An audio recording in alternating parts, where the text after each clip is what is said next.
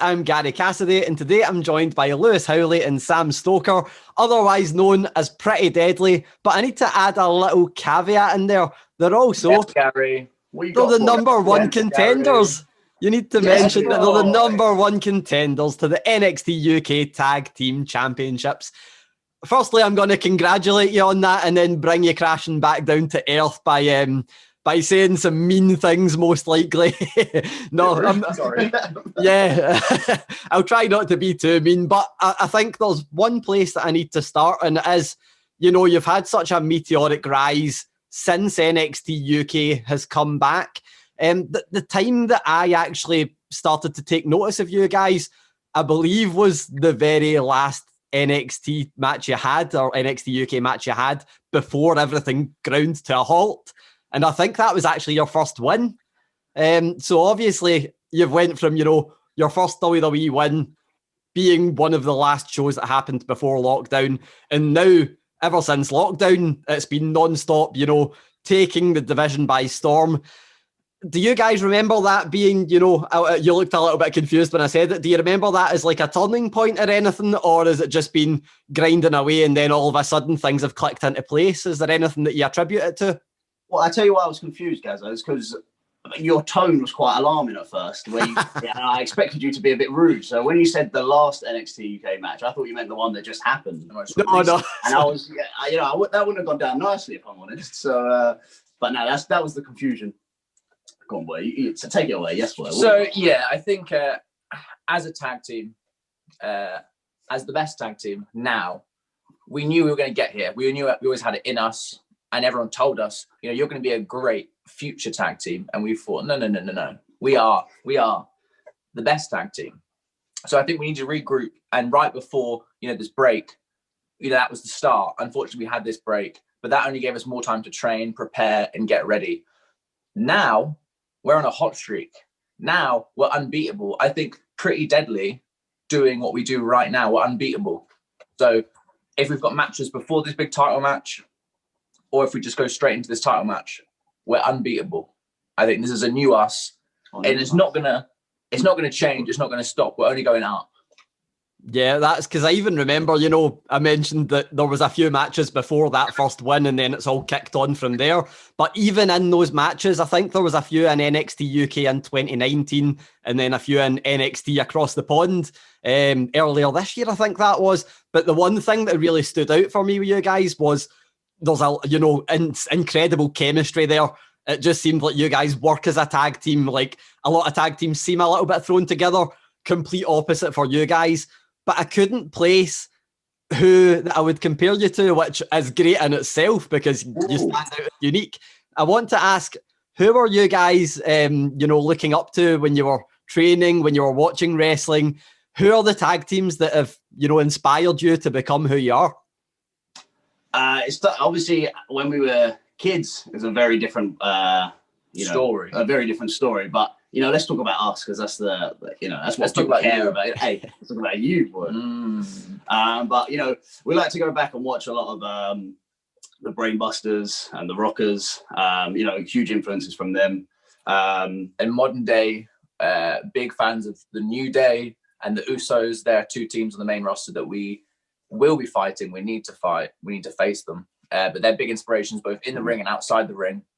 I think everything they do, you know, whether it just be on the microphone for 2-3 minutes, that's the kind of level we're looking at, and that's the kind of stuff we're learning from. So there's a few modern, there's a few older teams. But you're right, Gary. We are unique. You can't compare us. No, you cannot. So thank you. But even, you know, in the Usos in particular, it's the fact that they've managed to just adapt and keep changing and still be exciting for such a long period of time. It's things like that as well that we have to, you know, keep a close eye on.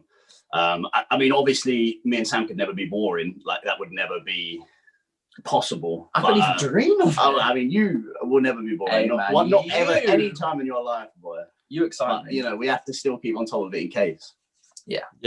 Definitely. I don't think anyone will accuse you of being boring at any time soon. That's definitely not something to worry about. I feel cautious that you might not come out with that, Gary, if I'm honest. You talked about insults earlier. Yeah, I'll chuck on some compliments and then just throw in a couple of little negative comments in between. No, I'm gonna. before I go into more compliments, I'm going to ask one last thing about losing matches, if that's okay. So I did mention that, you've been on that hot streak, but there was a lot of losses beforehand. I want to ask that, to have that many losses, but keep coming back from those losses and then suddenly go from, having never won a match in WWE before March this year to being the number one contenders.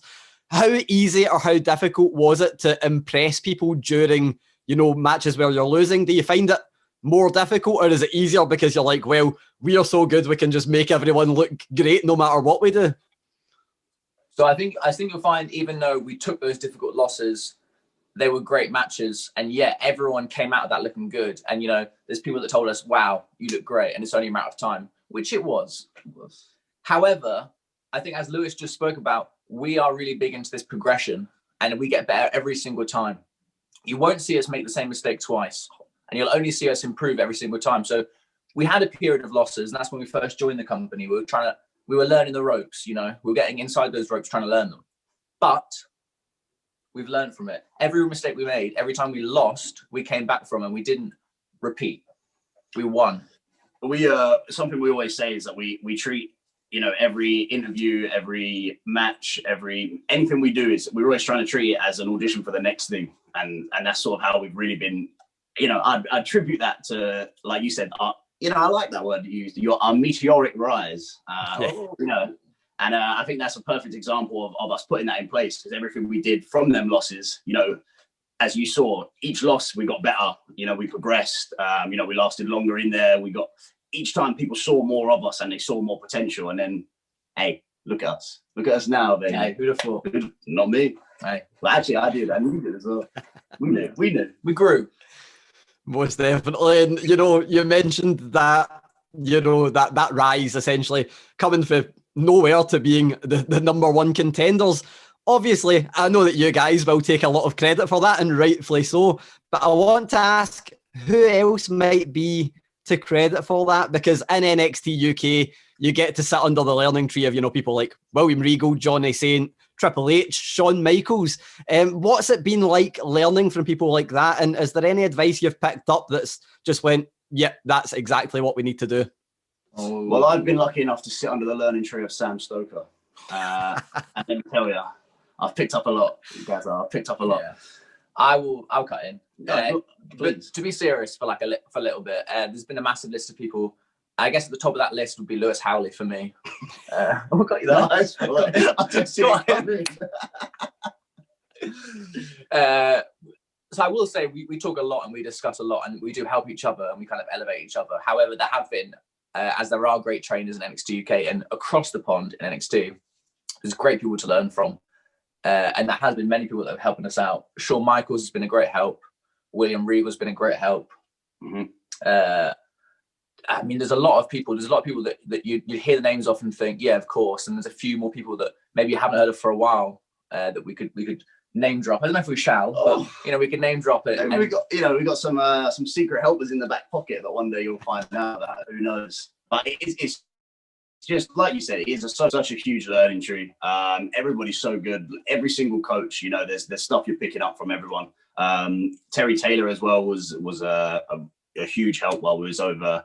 We did the 3 weeks we did in Orlando was just like a game changer for us in terms of the things we learned, the experiences we got, and just even in terms of like mindset, it just really made us realize, like, hang on a minute, we're here, we can do this, and it was a big switch for us.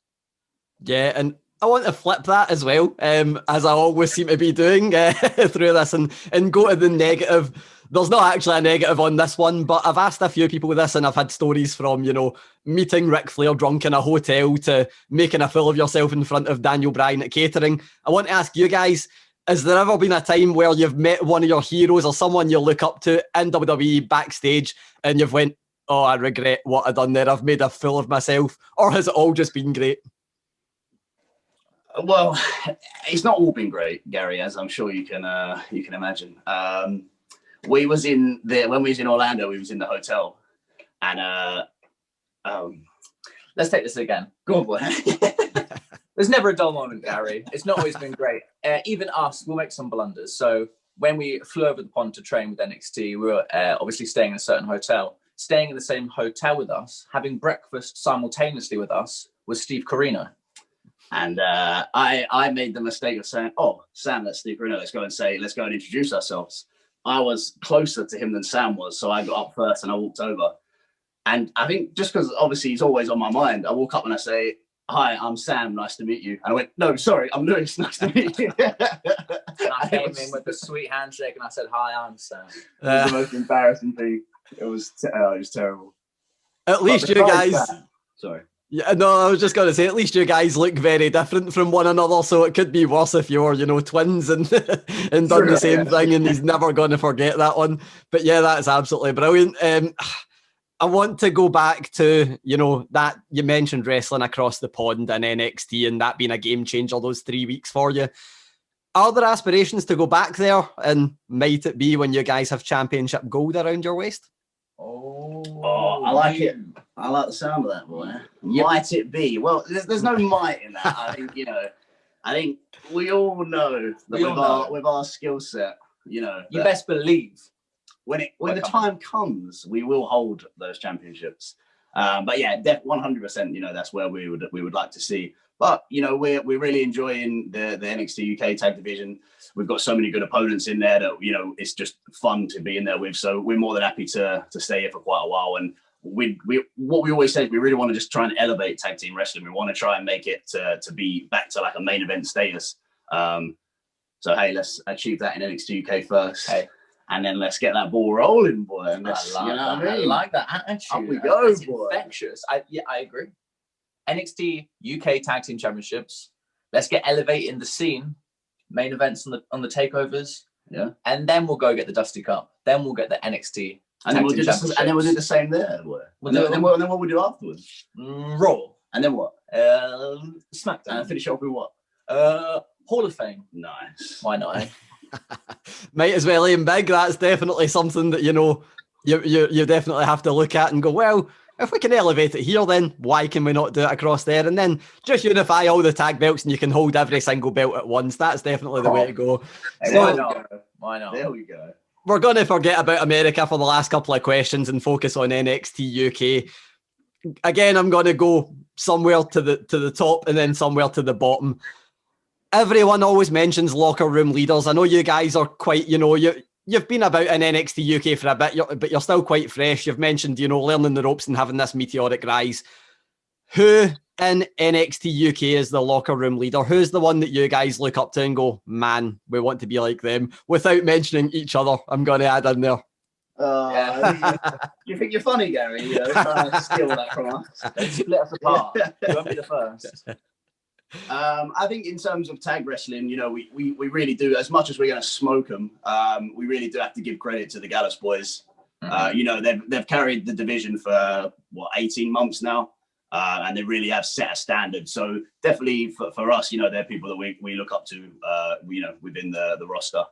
You can't, as I say, as much as they are, big numpties and insecure men at heart, at heart. Give me more insults. Well, there are a lot of things, Sam. That you could say that they're a bit scared of Pretty Deadly. I've heard that. That was a whisper. I heard that in there. Yeah. Well, let me compliment them more, and then you give them a few more insults. All right, go on. What you got for them?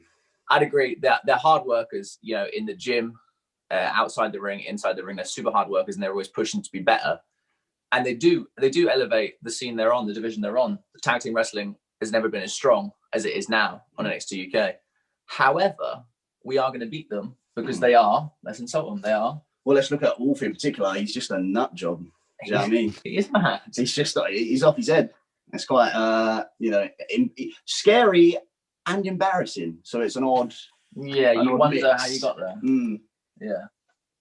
I'll agree with you, and I'll just blame his accent and say that it must be because he's from Glasgow. We're all rubbish up here. That's definitely it. So, mentioned, those guys are being incredibly experienced and have held up the division, but you're the younger folk that are going to come in and take over. So, I want you to also look for the last question. There's a lot of fresh faces that have come into NXT UK recently. Really exciting stuff. Who has been the one person that you've looked at and went, they're going to go on to be massive, they're going to do huge things? Oh, Let me have a think. I mean, with charisma like ours that's so unrivaled, it's it's hard for people to stand out to us. Let's think of the new. I mean, Who we got, boy? we've got the announcements just happened of Mako coming in, and I think it's ignorant of us not to say she's already a megastar. So Of course. she's going to come in and she's going to blow this place up. Yeah, she really is. For the new talent, maybe people we haven't seen before, maybe we've heard bits about, we've read bits about coming onto the scene. Who have we got that we like? I mean, Ben Carter's been impressive with his debut and his last couple of matches. So I think he's already got a lot of eyes on him. So I think he's gonna have some high standards to keep now that he's impressed so much since he started. So I think he'd probably be the one. He's on the list. Yeah, I think he's Let's on the list. I think he's on the list. Yeah, What about you, Gary? Who are you enjoying Gary, give us seeing? some. Besides us, obviously. Probably Pretty Deadly. I think Pretty Deadly are the ones to watch. Stop it! No, start it. And I'll chuck in a special mention as well for someone that you know well in Isla Dawn. I think she's definitely going to do well. I need to say that she's from local as well. But yeah, I would say those. But what do I know? I'm just someone that interviews you guys. You know a lot more than I do. Gary, what you know is nothing. I'm afraid. A perfect note to end on. Thank you guys so much. I'm going to wish you luck because I'm stuck inside, so there's no chance that I'll bump into Gallus going around Glasgow. So I can wish you good luck anyway and say hopefully we see more of you regardless. But thanks so much. Pleasure. Or something. Just give him a little one, Dead leg. Dead leg. Nah, I don't fancy my chances. But thank you so much. It's been an absolute pleasure. Thanks, Gary. Appreciate it.